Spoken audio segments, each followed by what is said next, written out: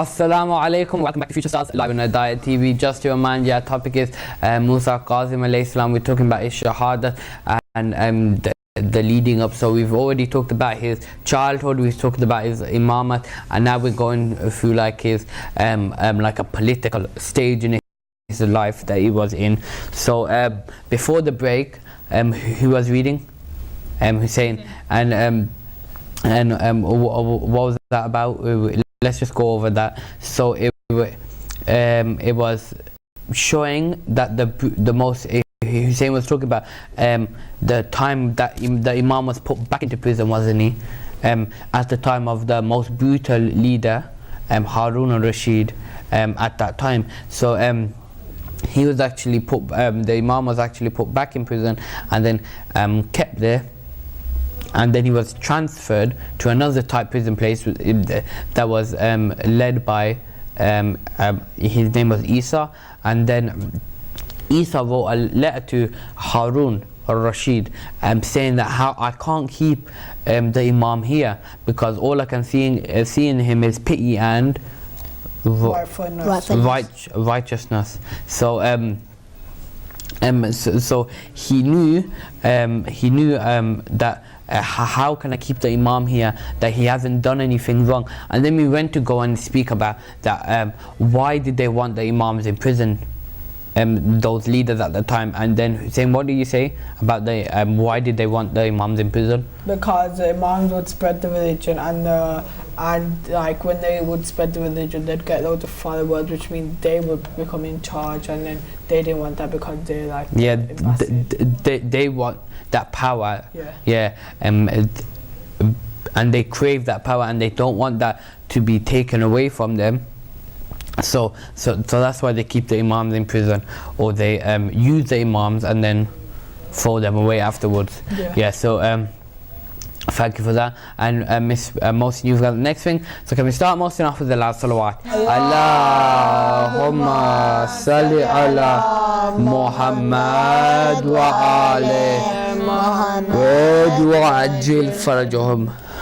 Harun had the Imam moved to Baghdad under the custody of Fadil bin Rabu, who too became a follower of Imam.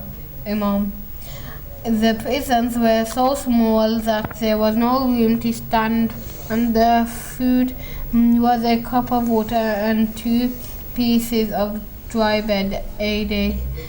Imam remained patient. Harun finally moved Imam in the care of Sidin Dai bin Sha'ak, a very cruel man.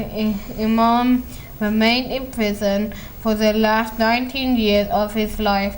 The 19 years of imprisonment gave the Shia population a little relief as the rulers contracted on Imam. It enabled the Shia to disperse from Arabia to Iran, India, thus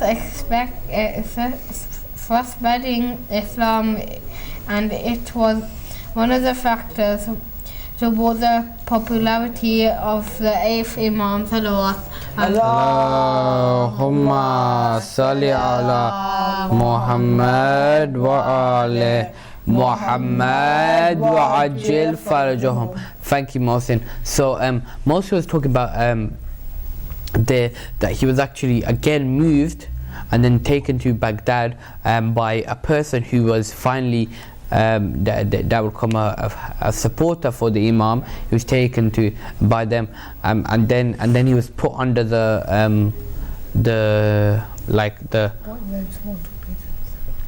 he was put under like the ownership, like I don't know, the guard. He was put over by the guard of a very cruel man, wasn't he? Wasn't he, like Mohsin said? I can't remember his name. So he was actually put under like a guide because they had to watch him, and then he spent his rest of the 19 years of the rest of his life in where? In prison. In prison, yeah. So so remember when we was talking about Imam Ali Raza? So who's Imam Ali Raza's father? Musa Kazim. Yeah, Musa Kazim, the person that we're talking about today. And we said that Musa Kazim spent a lot of his days away from his son. Well, wasn't he away from his son? Yeah. Because he had to be kept in prison, and now we know how he was kept in prison. And he was kept in prison for the rest of his 9 years of his life. And the place that they were in was very small, and they only had cup of water and 2 pieces of bread for a meal for a day. And then he spent the rest of his years in that. So he spent most of his time where was he most of his time? Prison. Yeah, and that was a really bad thing, wasn't it? Yeah. Yeah, and it's really sad for the Imam.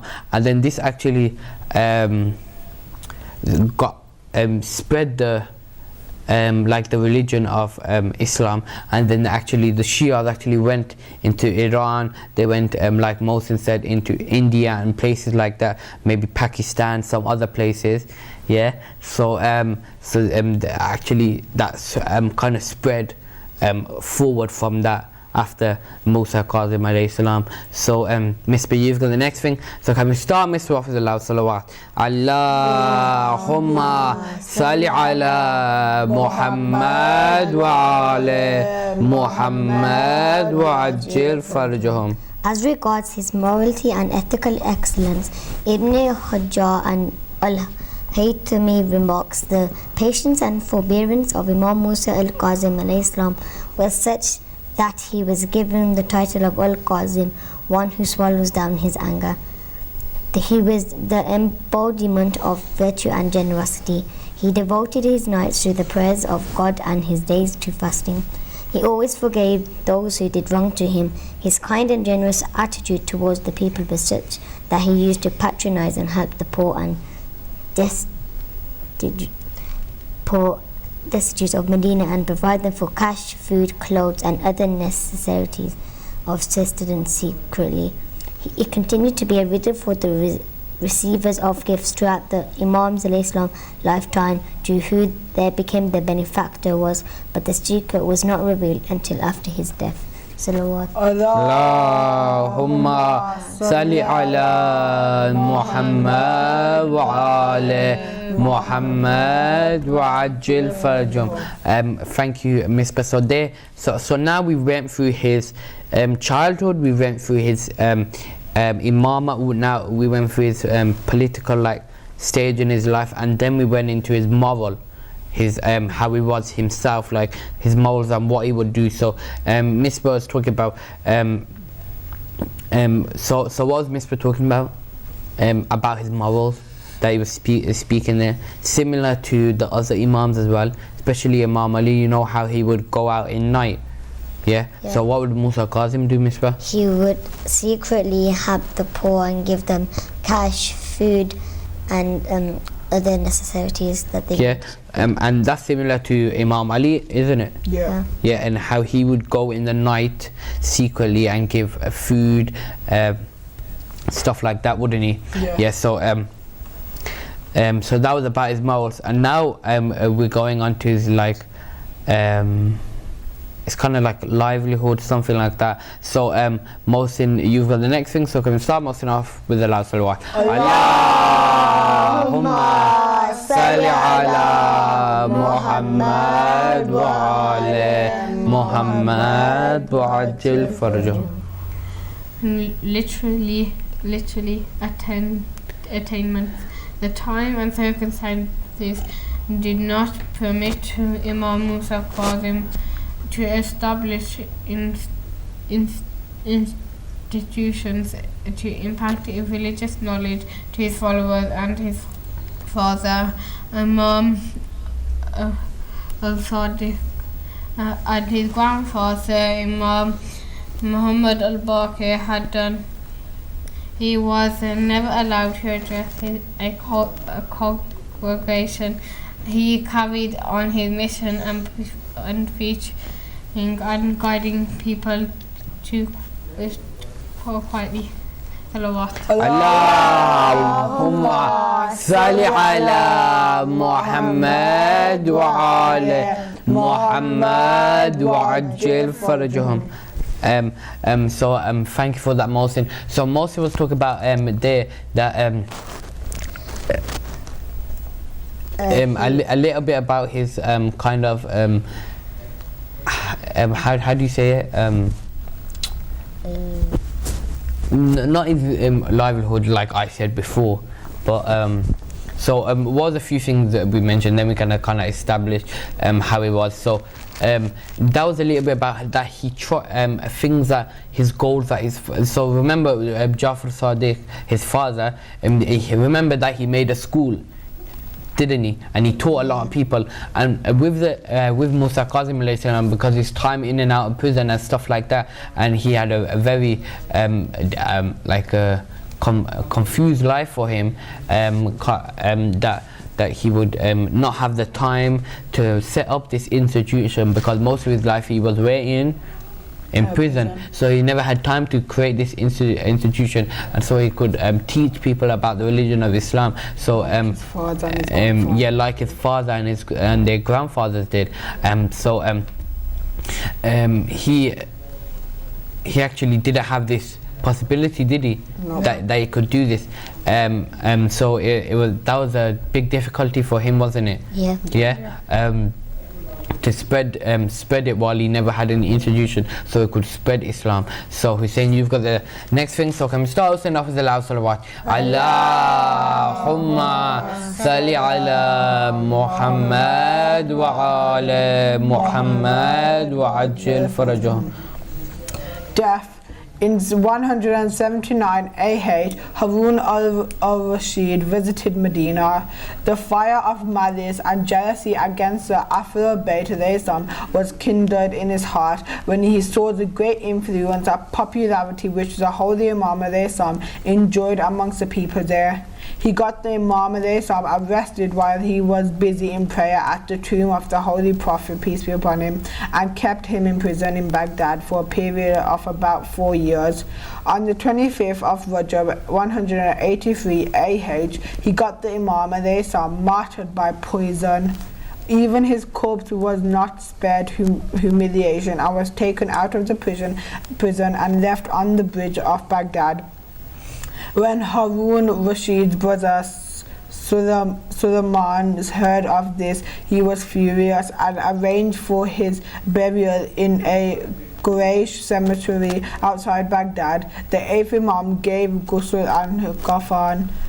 A town grew up around the tomb of Imam called Kadamain, meaning the two God hymns. Since the 9th Imam is also buried there, Salawat. Allahumma salli ala Muhammad wa ala Muhammad wa ajil farajah. Thank you, Said. So in the last end of those 90 years, he was actually out of prison, and then in Medina, and he was actually in the Prophet's mosque at the time, and then Harun al-Rashid, and he had more rage, and he could see the people that how they started supporting the Imams, didn't they? And then what did he go and do? Put him again in prison for 4 more years, and then after and then at the end of those 4 years, actually poisoned him and then chopped. And then the thing didn't stop there. After they killed him, they humiliated body and put it out on the bridge. And then his brother, what was his name? Suleiman. Suleiman, Harun Rashid's brother, actually was furious at this. He was angry at Harun Rashid that why did he do this to the Imam? So he actually took the Imam and got him buried. So that was a good thing to do, wasn't it? After all of that, we've learnt about his childhood, his lifetime in prison. His childhood is Imamat, and his political lifetime in prison, and then his morals, and then his death. So these are just aspects of the Imam Musa Kazim alayhi salam. So he had a very like hard life to live. If any of us had to live that life, it would really be hard, wouldn't it? Yeah. Yeah, because he was the Imam, he could cope with that and be happy what Allah subhanahu wa ta'ala gave him, didn't he? Yeah. So can we have a salawat in honor of the Holy Prophet, peace be upon him? Allahumma salli ala Muhammad wa ali Muhammad wa ajil farajah. Second in honor of the Holy First Imam, Imam Ali alayhi salam. Allahumma salli ala Muhammad wa ali Muhammad wa ajil farajah. And third, we allowed his voices in honor of the Imam of our time, Imam Sahib al-Asri wal Zaman. Allahumma salli ala Muhammad wa ali Muhammad wa ajil farajah. I hope people at home as well learn a lot from today's show. Did you? Yeah. Yeah. So we'll see you next week, talking about probably about another Imam as well, maybe some fiqh, and then if Hussein accepts, maybe some art or something like that. So we'll see you next week, same time, same place on Hidayat TV. But until then, Khud Hafiz.